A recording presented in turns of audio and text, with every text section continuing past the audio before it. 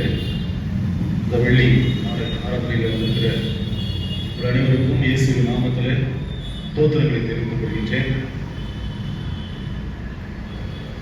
வழக்கமாக வேத பாடம் அப்படி இல்லாதபடி இந்த நாட்களிலே வேத ஆராய்ச்சி அப்படின்னு சொல்லிட்டு நாம் வேத வசனங்களை கொஞ்சம் ஆராய்ச்சி செய்கிறோம், தியானிக்கிறோம். அதனுடைய ஆழங்களை நாம் கொஞ்சம் நாட்களை தெரிந்து கொள்வதற்கு கர்த்தர் கிருபை செய்திருக்கிறார். எனவே கர்த்தருடைய நாமத்திற்கு மகிமை உண்டாகட்டும். ஒருவேளை இந்த நாளிலே கூட சுருக்கமாக ஒரு ஊமைகள், ஏன்னா கடந்த நாட்களில் நமக்கு போதகர் வேலை மாநில வராத நேரத்தில் ஊமைகளை குறித்து நாம் தியானித்திருக்கிறோம். அந்த ஊமைகளின் ஆழங்கள், எதற்காக அந்த ஊமை சொல்லப்பட்டது என்ற அந்த காரியங்களை நாம் சுருக்கமாக தியானிச்சிருக்கிறோம். இந்த நாளிலே கூட அப்படிப்பட்ட ஒரு ஊமையை குறித்து நாம் தியானிக்க போகின்றோம். ஒருவேளை நான் கூட இந்த காரியத்தை, இந்த ஊமையை சண்டே கிளாஸ் படிக்கிற காலத்துல நாம் இதை கேட்டுட்டு தான் இருக்கிறோம்.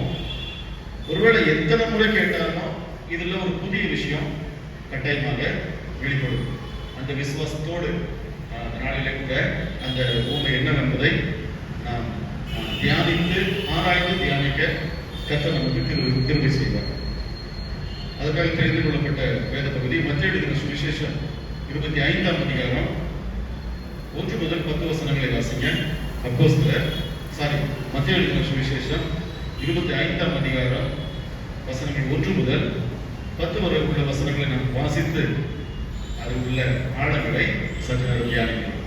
படிங்க. மத்திய எழுதின சுவிசேஷம் 25ஆம் அதிகாரம் வசனங்கள் 1 முதல்.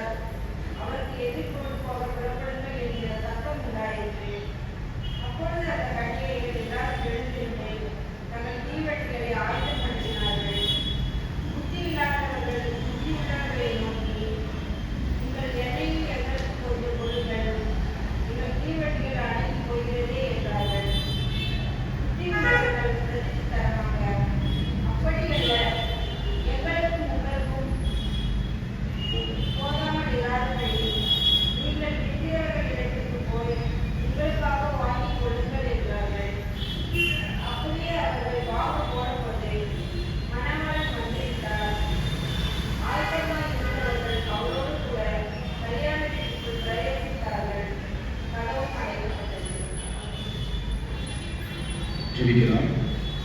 எங்கள் கண்களையும் மீட்பவருமாகிய கர்த்தாவே, எங்கள் வாயின் வார்த்தைகளும் எங்கள் இருதயத்தின் தியானமும் உங்களுடைய சமூகத்தில் பிரியா இருக்கட்டும்.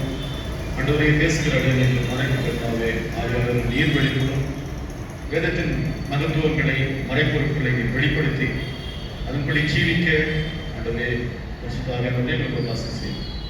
எங்கள் அருமை ரட்சகர் இயேசுவின் நாமத்தில் ஜெபிக்கிறோம் நல்ல பிதாவே, ஆமென். இது சம்பவமா இல்ல ஊமைங்களா?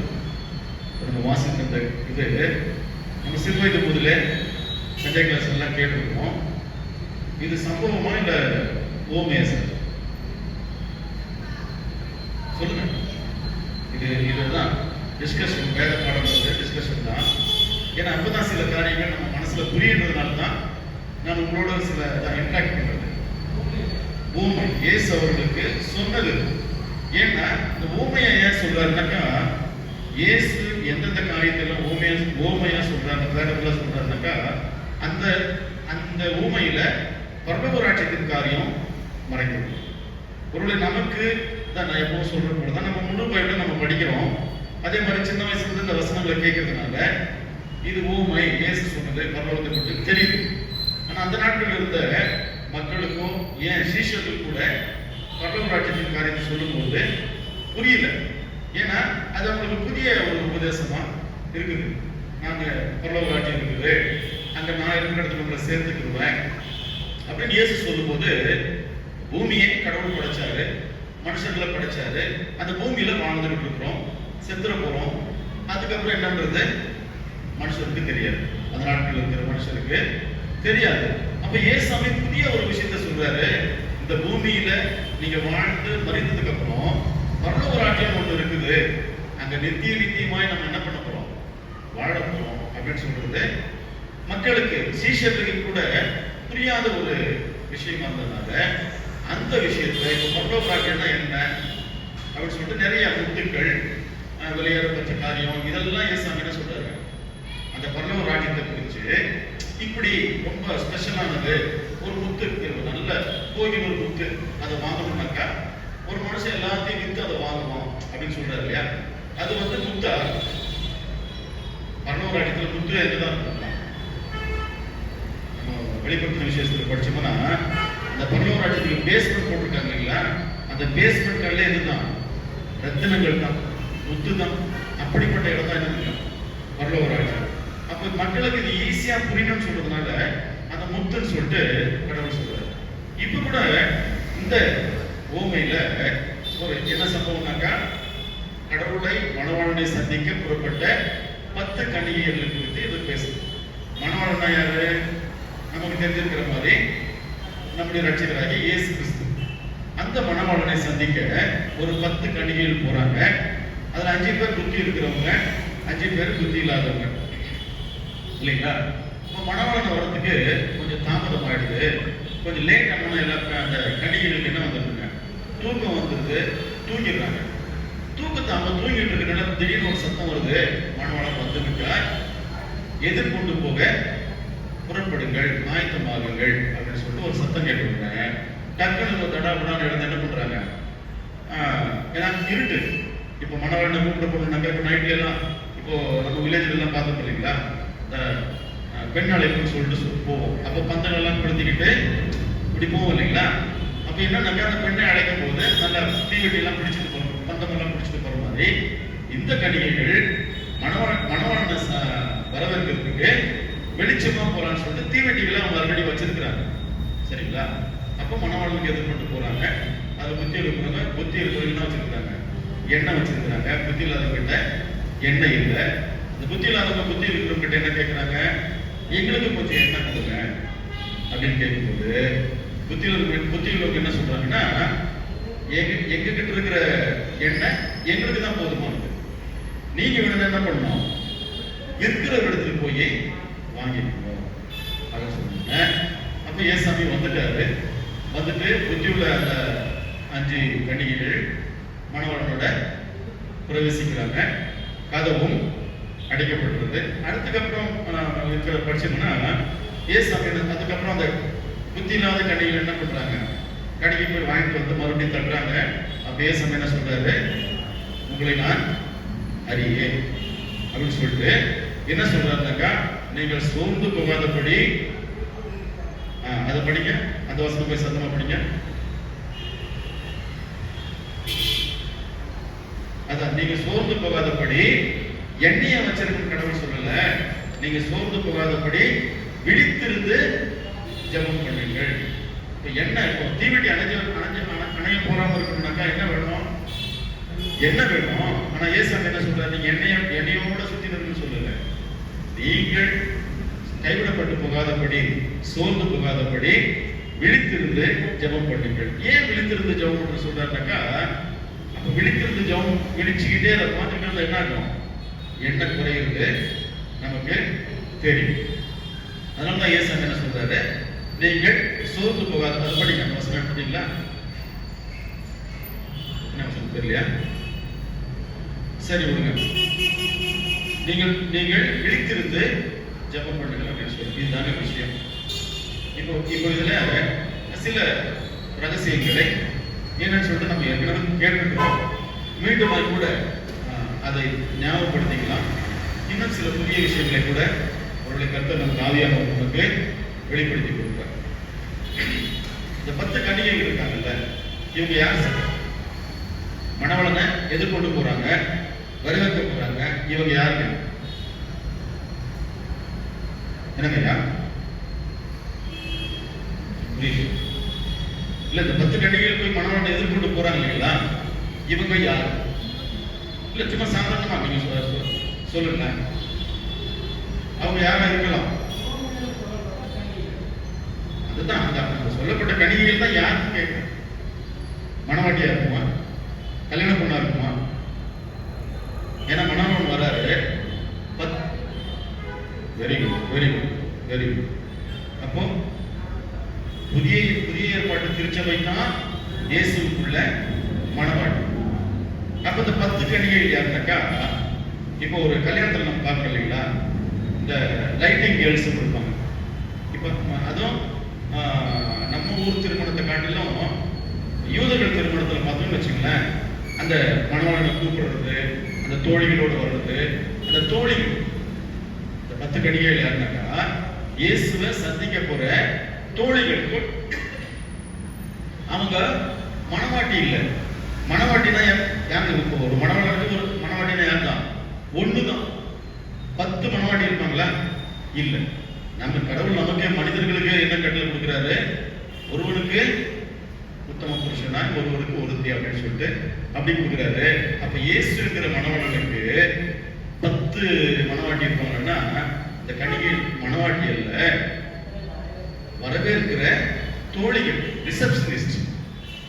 இந்த தோழிகள் இயேசுவின் வருகைக்கு காத்திருக்கிற இந்த கன்னிகைகள் தோழிகள், அவங்க என்ன பண்றாங்க? சிலர் இயேசுவை வரும்போது எல்லாத்தையுமே அந்த தீவெட்டி இருக்கு இல்லையா? தீவெட்டி இருக்கு எல்லாருமே. வரும்பொழுது லைனா லைட் வச்சுட்டு நிக்கணும், அதான் அவங்களுடைய வேலை. அந்த வழியில மணவாளன் என்ன பண்ணுவாரு? உள்ள வருவார் தன்னுடைய வீட்டுக்கு, தன்னுடைய அறைக்கு மணவாட்டியை சந்திப்பதற்கு இயேசுவாமி வரப்போகிறார். வரும்போது இந்த கன்னிகைகள் என்ன பண்ணும்? அந்த லைட் எல்லாம் லைனா வச்சுக்கிட்டு, நம்ம ஊர்ல எல்லாம் அந்த தெளிப்பாங்க, அந்த மாதிரி விஷயம் இருக்கு இல்லையா? அதுதான் அந்த நாட்கள்ல லைட்டை வச்சுக்கிட்டு மணவாளனை வரவேற்பதற்காக நிற்கிற கன்னிகைகள். அப்போ மணவாளன் வருவதற்கு கொஞ்ச நேரம் லேட் ஆயிடுது. லேட் ஆனோடனே எல்லாரும் தூங்கிடுறாங்க. நித்திரை மயக்கத்தினால, பலவீனத்தினால தூங்கிடுறாங்க. தூங்கின உடனே இவங்க தூங்கிட்டு இருக்கும் போது மணவாளன் வந்துட்டார். அந்த சத்தம் வந்துருச்சு. சத்தம் வந்த உடனே இவங்க என்ன பண்றாங்க? தன்னுடைய வாழ்க்கை, அந்த தீவெட்டின்றது நம்முடைய வாழ்க்கை. அந்த சத்தம் வந்த உடனே டக்குனு எல்லாரும் எந்திரிக்கிறாங்க. எந்திரிக்கும் போது எல்லாரும் என்ன பண்ணணும்? மணவாளன் வந்து விட்டார் அப்படின்னு அந்த லைட் எடுத்து போய் அங்க நிக்கணும். மணவாளனை வரவேற்பதற்கு அந்த தீவெட்டியை தூக்கிட்டு போயிட்டு அவங்க லைனா நிக்கணும். பார்த்தா ஒரு 5 பேருடைய தீவெட்டி, எல்லாருடைய தீவெட்டி அணைச்சுதான் இருக்கும். எல்லாம் மங்கி எறியுமோ என்ன கம்மியா இருக்கும். ஏன்னா வர லேட் ஆயிடுச்சு இல்லைங்களா? அப்போ முதலாவது அந்த புத்தி இல்லாத கன்னிகளை பத்தி பார்க்கணும். இவர்கள் எண்ணெய் நட்ட நம்ம நிறைய முறை பேசியிருக்கோம். எண்ணெய்னா எதை பிடிக்கும்? வேதத்தின் அர்த்தப்படி எண்ணெய்னா என்னதுங்க? பரிசுத்த ஆவியினுடைய அபிஷேகம் இல்லைங்களா? அப்போ இந்த ஒரு 5 பேர்கிட்ட இந்த எண்ணெய் இல்லை. அது யார் அந்த 5 பேர்னாக்கா, ஒரு அப்படியே பழைய ஏற்பாட்டுக்கு வந்தோம்னா, இயேசு சுவாமி மனுஷனை படைச்சாரு.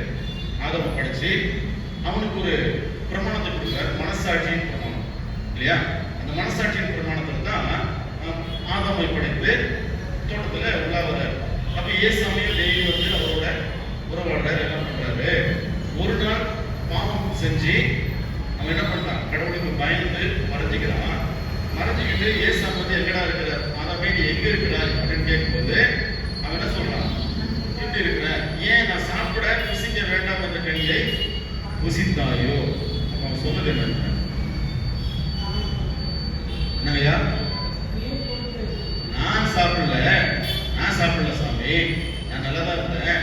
நீ கொடுத்த இந்த ஸ்திரீ எனக்கு கொடுத்தா நான் சாப்பிட்டேன்.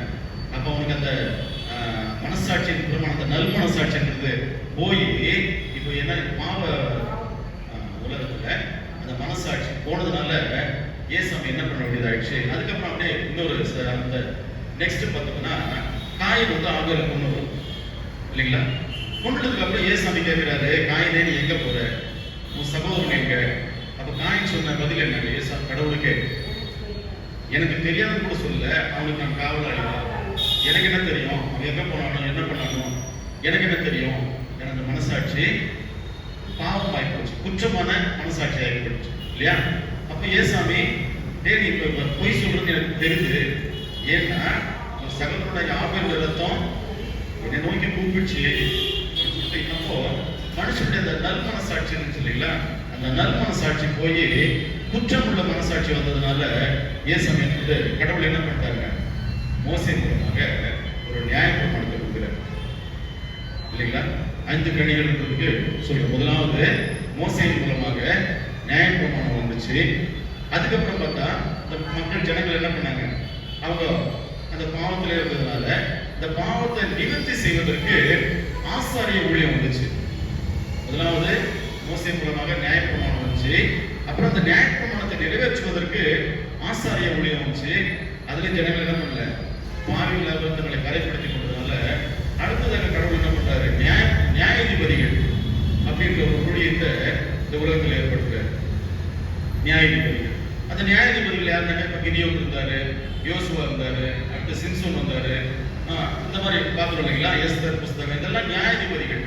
அவர்கள் மூலமாக கடவுள் இந்த உலக மக்களை அந்த நல்மனசாட்சி கெட்டு போச்சு இல்லையா, அந்த மக்களை திருத்தலான்னு சொல்லிட்டு முதலாவது நியாயப்பிரமாணம், அடுத்து ஆசாரிய ஊழியம், அடுத்து நியாயாதிபதிகளின் ஊழியம். இதுக்கும் கேட்கல. அப்புறம் என்ன பண்றாங்க, ராஜாக்களை வைத்து இந்த மக்களை திருத்தலாமோ அப்படின்னு சொல்லிட்டு ராஜாக்களை கொண்டு வழிநடத்துறாரு.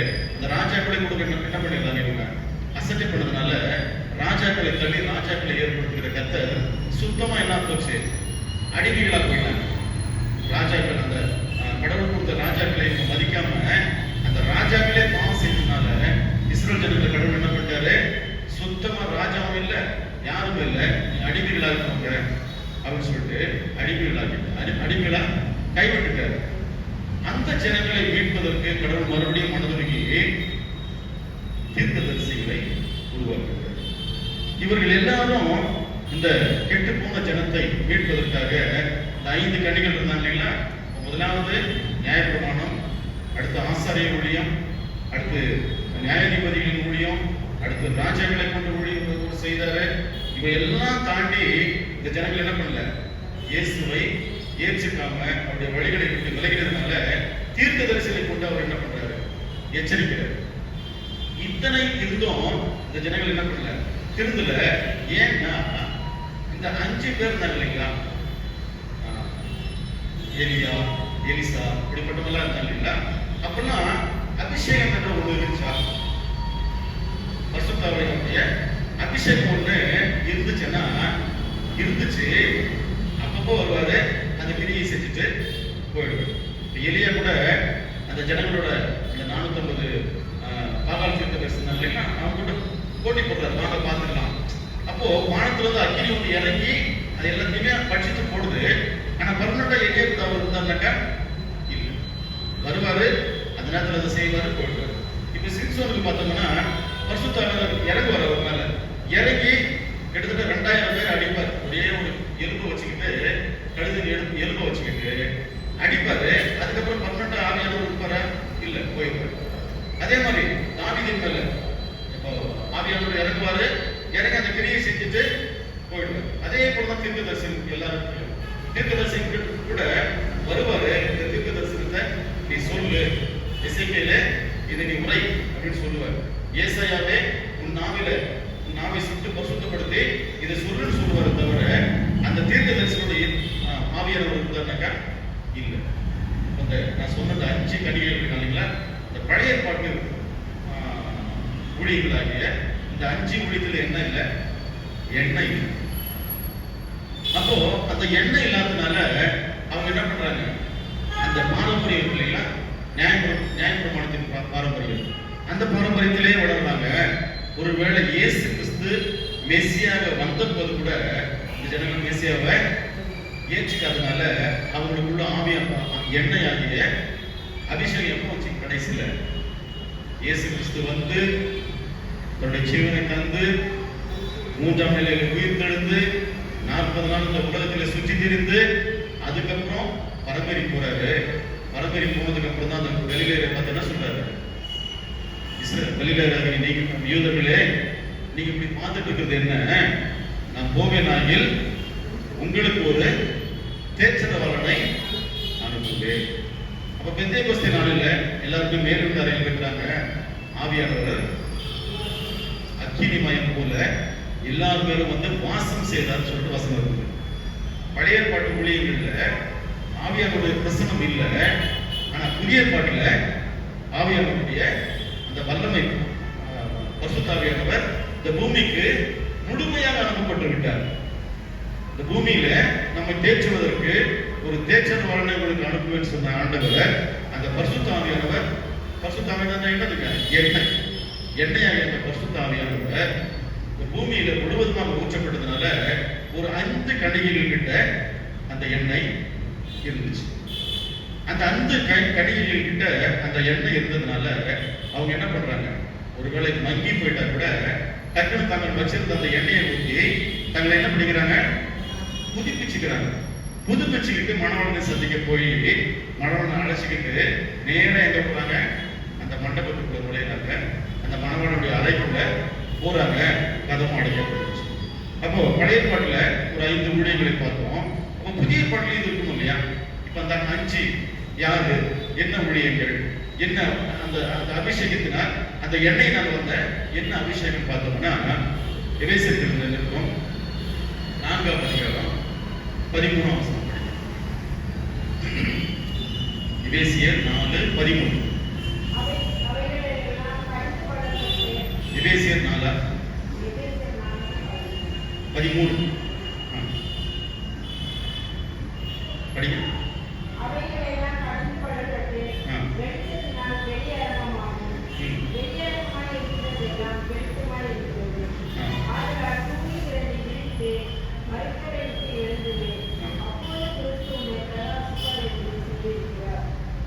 பன்னிரெண்டாம் வசனம் படிங்க.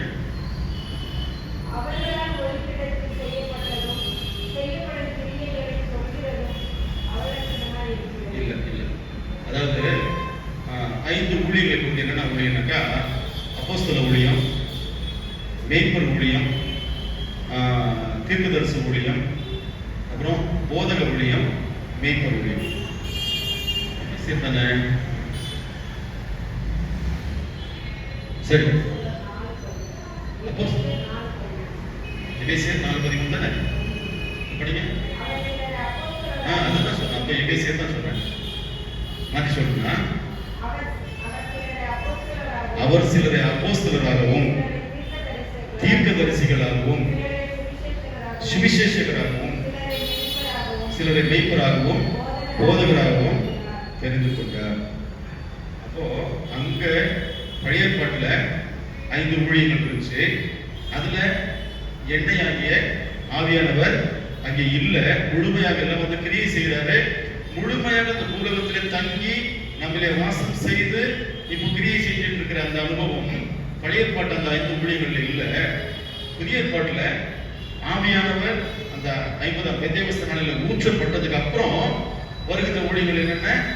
அப்போஸ்தல ஊழியம், தீர்க்கதரிசன ஊழியம், சுவிசேஷ ஊழியம், மேய்ப்பர் ஊழியம், போதக ஊழியத்தை கர்த்தர் இந்த நம்முடைய இந்த உலகத்திலே வைத்து போனதுனால பரிசுத்த ஆவியானவர் நம்மிலே கிரியை செய்ய நாம் இடம் கொடுத்தோம்னா அந்த ஆவியானுடைய அந்த கிரியைகள் நம்மளே கிரியை செஞ்சுன்னா நம்ம அதை ஏற்றுக்கிட்டு இப்ப நம்ம இதெல்லாம் நான் இல்லையே அப்படின்னு நம்ம சொல்ல முடியுமா? இப்ப இந்த 5 விஷயம் இருக்கு இல்லைங்களா? இதுல எதுலாம் வந்து நம்ம இருப்போம். ஒண்ணு அப்போஸ்தலர் ஊழியத்தில் இருப்போம், இல்லாட்டி தீர்க்கதரிசன ஊழியத்தில் இருப்போம், இல்லாட்டி சுவிசேஷம் சொல்றதுல நம்ம இருப்போம், இல்ல மேய்ப்பனாக ஒரு திருச்சபை வழிநடத்துற ஒரு இதுல இருப்போம், இல்லாட்டி போதிக்கிற ஏதோ ஒரு ஊழியத்தில் கர்த்தர் நம்மை நிச்சயமாக அவருடைய அபிஷேகம், ஆவியானவருடைய அபிஷேகம், அவருடைய வல்லமை நம்மள இருந்துச்சுன்னா இந்த 5 காரியங்களில் ஒன்றை நம்ம செஞ்சே தீரும். அப்படி ஆவியானவர் நம்ம எடுத்து பயன்படுத்துவார். இப்போ புதிய ஏற்பாட்டுல தீர்க்க தரிசனம் வந்துச்சா? புதிய ஏற்பாட்டுல சுவிசேஷங்கள் இருக்கு, நிருபங்கள் இருக்கு, தீர்க்க தரிசனம் இருக்கா? இருக்கா சார் தீர்க்க தரிசனம்?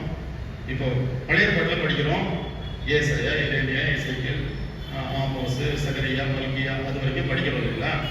புதிய ஏற்பாட்டில் தீர்க்க தரிசனம் உண்டா இல்லையா? என்னங்க எதுங்க? Praise the Lord. வெளிப்படுத்தின விசேஷம் தான் புதிய ஏற்பாட்டில் வந்த தீர்க்க தரிசனம். இந்த நம்ம 66 புத்தகங்கள் இருக்கு இல்லையா, இந்த 66 புத்தகங்கள் இருக்கிற எல்லா விஷயமும் கன்க்ளூஷன் எங்க தான் இருக்குனாக்கா வெளிப்படுத்தின விசேஷம் தான் இருக்கும். இன்னைக்கு நடந்துட்டு இருக்கிற லெபனான் இஸ்ரேல் சண்டை இதுல இருக்கு. வெளிப்படுத்தின விசேஷத்துல தீர்க்க தரிசனமா சொல்லப்பட்டிருக்கு. ஆனா ஏனோ இப்போ ஒரு இதுல இப்போ அந்த பைபிள்ல பார்த்தா என்ன எழுதி இருக்குது? தரிசனம் அப்படிதான் எழுதி இருக்காங்க. நம்ம கடவுள் பைபிள படிச்சோம்னா வெளிப்படுத்தின விசேஷம் இருக்காது. அதான் கடவுள் பைபிள் அதான் அந்த அதுல படிச்சீங்கன்னா தரிசனம் எழுது. ஆனா இதுல பார்த்தோம்னா வெளிப்படுத்தின விசேஷம். என்னங்க தரிசனத்துக்கு வெளிப்படுத்தின விசேஷம் என்னங்க? அது ஆங்கிலத்தில் படிச்சோம்னா கரெக்டா முடியும். ரெவல்யூஷன் அப்படின்னு இருக்கீங்களா? ரெவல்யூஷன் அப்படின்றத நம்ம போய் பிரிச்சு படிச்சோம்னா ரிவீல் அப்படின்னா என்னங்க? ஒரு விஷயத்தை ரிவீல் பண்றது அப்படின்னா என்னங்க? முன்னாடி வெளிப்படுத்துறது, அது நடக்கிறதுக்கு முன்னாடியே ரிவீல் பண்றது. இல்யூஷன்னாக்கா நம்ம புத்தி கெட்டாத ஒரு விஷயம் இருக்கும் இல்லையா, இல்யூஷன். அதாவது நம்ம பூலோகத்தில் அது இருக்காது, அதை பத்தி நம்ம கேள்விப்பட்டிருக்க மாட்டோம், கேள்விப்பட்டாலையும் அது நமக்கு புரியாது. அதுதான் இல்யூஷன் சொல்லுவாங்க. இப்போ கடவுள் வானத்தை பூமியை சிருஷ்டிச்சார், அதுக்கப்புறம் ஆகாய உயிர்கள் உண்டாக்கினார்னு சொல்லிருக்கு. இதை வந்து இப்போ ஒரு சேனல்ல சயின்ஸ் அண்ட் சயின்ஸ் அப்படின்னு சொல்லிட்டு ஒரு ரிசர்ச் பண்றாங்க. ரிசர்ச் பண்ணும்போது இப்போ ஆகாய விரிவை உண்டாக்கினார். இப்ப அந்த ஆகாய விரிவை உண்டாக்குறதுக்கு முன்னாடி அது எங்க என்ன வந்துச்சு? இப்ப ஆகாய விரிவு உண்டானாக்கா ஒரு இடம் கட்டணும் இல்லைங்களா? இப்ப இந்த சர்ச்சை கட்டுறோம், இந்த இடம் இருந்தா தான் சர்ச்சை கட்ட முடியும். அப்ப ஆகாய விரிவை கடவுள் ஆகாய விரிவு உண்டாகுங்க அப்படின்னாரு. அது ஜலத்திலிருந்து ஜலத்தை பிரிச்சுட்டான். அப்ப மேலே தண்ணி இருக்குது, கீழே தண்ணி இருக்குது, நடுவுல ஒரு கேப் இருக்குது. அந்த கேப் இப்ப அந்த தண்ணி இருந்த இடம் என்ன? அப்ப ஆகாய விரிவு எங்க இருக்குது? இதெல்லாம் நமக்கு புரியுமா? இது இல்யூஷன். கடவுள் செஞ்சிருக்கிறாரு, பட் அது நமக்கு தெரியாது. அப்ப அது பேர் என்னதுங்க? இல்யூஷன். அப்போ ரெவில் இல்யூஷன், அந்த மறைப்பொருளை வெளிப்படுத்தும் தான் என்னதுங்க? ரெவல்யூஷன். ஆங்கிலத்தில் பேர் கரெக்டா வச்சோன்னா ரெவல்யூஷன் சொல்லிட்டு, தமிழ்ல தரிசனம் வச்சாங்க, வெளிப்படுத்தின விசேஷம் வச்சாங்க. எனவே பிரியமானவர்களே, புதிய ஏற்பாட்டில் கூட பார்த்தோம்னா தீர்க்க தரிசன ஊழியர்கள் உண்டு. இப்போ யோவான் சோனர் வந்தாரு, வந்து ஒரு தீர்க்க தரிசனம் சொல்றாரு. என்னன்னு சொல்றாரு? நான் மெசியா இல்ல, மனம் திரும்புங்கள், பரலோக ராஜ்யம் சமீபித்திருக்கிறது. அது தீர்க்க தரிசனம். ஏசாமி அடுத்து தான் என்ன பண்றாரு? கண்டினியூ பண்றாரு. மனம் திரும்புங்கள், பரலோக ராஜ்யம் சமீபித்திருக்கிறது, நான் இருக்கிற இடத்துல நீங்களும் இருப்பீங்கன்றது ஒரு தீர்க்க தரிசனம். நடந்துச்சாக்கா இனி நடக்கும். எனவே பிரியமானவர்களே, இந்த புத்தி உள்ள எண்ணெய் வைத்திருந்த கன்னிகளுடைய அந்த ஊழிகள் பார்த்தோம்னா நிச்சயமாக இந்த நாட்களிலே அந்த புதிய ஏற்பாட்டு திருச்சபை நம்ம இருக்கிறோம் இல்லைங்களா, நமக்கு இது ஏற்புடையதான ஒரு விஷயம். ஒருவேளை பசுத்தாவியானவர் நம்ம இருக்கிறாரு, அவர் நமக்கு ஊற்றப்பட்டிருக்கிறாரு. இந்த 5 ஊழியங்கள்ல நிச்சயமாக கர்த்தர் நம்மை ஏதாவது ஒரு விஷயத்துல பயன்படுத்துவாரு. அப்ப நம்மளும் என்னமா மாறுறோங்க? புத்தி உள்ள 5 கன்னிகள். அந்த 5 கன்னிகைகள்ல புத்தி உள்ள. அப்ப அந்த புத்தின்றது என்னதான்? புத்தி இல்ல, புத்தி இருக்குது. அப்ப அந்த புத்தி இருக்குன்றது என்னதுங்க? எண்ணெய் தான். அந்த புத்தியே பரிசுத்த ஆவியானவரை நாம் பெற்றுக்கணும்.